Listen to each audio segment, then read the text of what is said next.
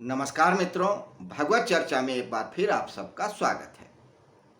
हम लोग भगवत गीता के 18वें अध्याय पे चर्चा कर रहे हैं और 8वां श्लोक है। इस अध्याय का नाम है मोक्ष संन्यास योग। मोक्ष एक ऐसी अवस्था है जिसकी परिकल्पना हर धर्म ने, हर चिंतक ने, हर समाज ने किया है। परिभाषाएं अलग हो सकती हैं, उनकी बातें अलग हो सकती हैं, बहुत अंतर हो सकता है, मगर एक चीज कॉमन है, वो ये कि मोक्ष मनुष्यता की वो परम परिणत या स्थिति है जो मनुष्य की चाहना है। हर मजहब, हर सिद्धांत ये कहता है कि चेतना एक स्तर पे पहुंच जाती है ऐसे, जहां पे कुछ पाना शेष नहीं, कुछ करना शेष नहीं, जानना शेष नहीं, वह अंतिम लक्ष्य होती है मनुष्यों का। उस मोक्ष की अवधारणाएं कुछ भी हो, मगर उसका रास्ता संन्यास के द्वारा है, ये सनातन धर्म कहता है। इस संन्यास और त्याग की बात हर मजहब भी करता है, कुछ न कुछ त्यागने की बात जरूर करता है, मगर जहां तक सनातन धर्म की बात है वो संन्यास को बताता है कि संन्यास ही एक ऐसा पुल है, एक रास्ता है जिसके द्वारा चल के मोक्ष तक पहुंचा जा सकता है, योग की स्थिति में आया जा सकता है।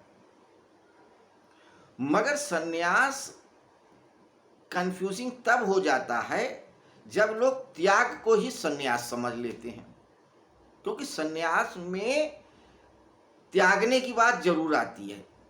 कोई अहंकार त्यागने की बात करता है, कोई का सारे कर्म त्यागने की बात करता है, कोई नियत कर्म करने की बात करता है, कोई काम कर्म करने की बात त्याग करता है, कोई कहता है यज्ञ दान तब करना चाहिए, बाकी सारे कर्मों का त्याग देना चाहिए। तो चार मत हैं जो शुरुआत में भगवान श्री कृष्ण ने स्पष्ट कर दिए थे। तो जो त्याग है वो संन्यास नहीं है, ये भगवान श्री कृष्ण बता चुके हैं। तो असली त्याग क्या है जो सन्यास की तरह परिभाषित होता है, उसको उन्होंने विस्तार में बताया, और यही मूलतः प्रश्न भी है अर्जुन का। तो कई बातें बताई गई हैं, उनको अब आप लोग पुराने वीडियो में देख करके समझ लें या खुद भगवत गीता पढ़ करके जान लें, ज़्यादा क्लियर है। वैसे तो मैं रोज बताता ही हूँ, मगर आज हम रिपीट नहीं करेंगे पुराने श्लोकों को।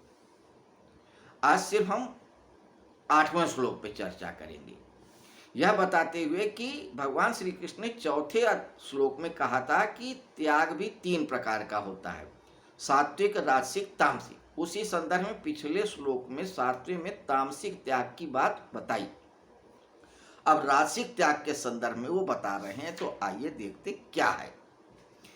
राजसिक त्याग के बारे में 8वां श्लोक कहता है, दुखम इत्येव यत् कर्म काय क्लेश भया त्यजेत सा कृत्वा राजसम त्यागम न एव त्याग फलम लभेत। जो कुछ कर्म है वह दुख रूप ही है, ऐसा समझकर कोई शारीरिक परिश्रम के भय से उसका त्याग कर दे तो वह राजस त्याग करके भी त्याग के फल को नहीं पाता।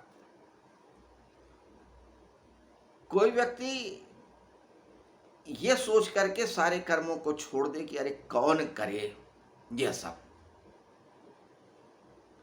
चाहे नियत कर्म हो, चाहे काम्य कर्म हो, चाहे प्रायश्चित कर्म हो, चाहे जरूरी काम हो, कोई भी कर्म हो, वो सिर्फ आलस्यवश ना करे।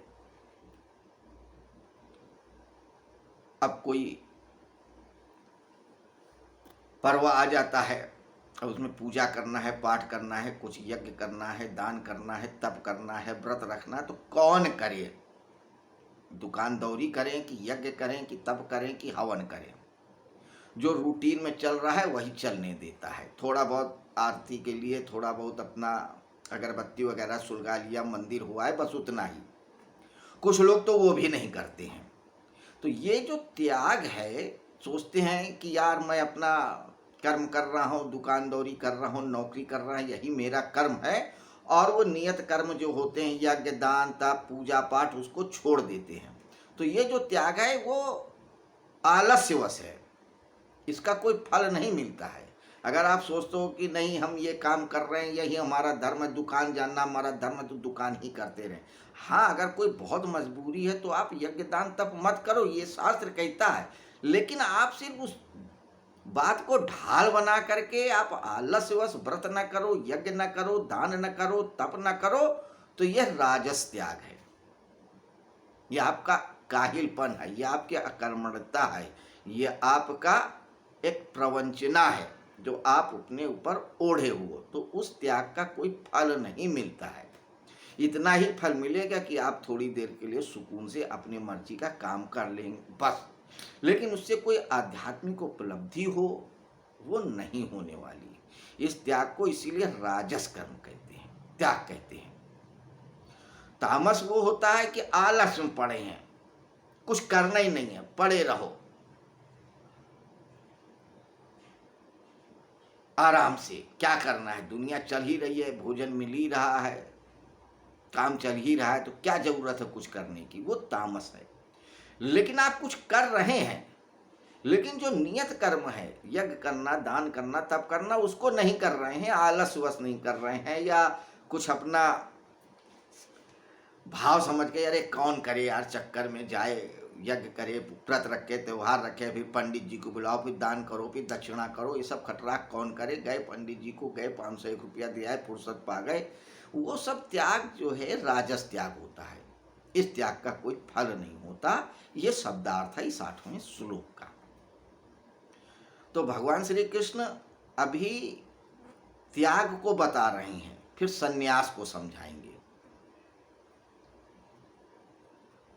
हालांकि सन्यास का जो मुख्य भाव है वो 6ठे श्लोक में बता दिया है। उनमें उन्होंने कहा है एतन्यापि तु कर्माणि संगम त्यक्त्वा फलानि च कर्तव्यानि में पार्थ निश्चितम मतम उत्तमम, कि यज्ञ दान और तप कर्मों का त्याग नहीं करना चाहिए, और उसका त्याग,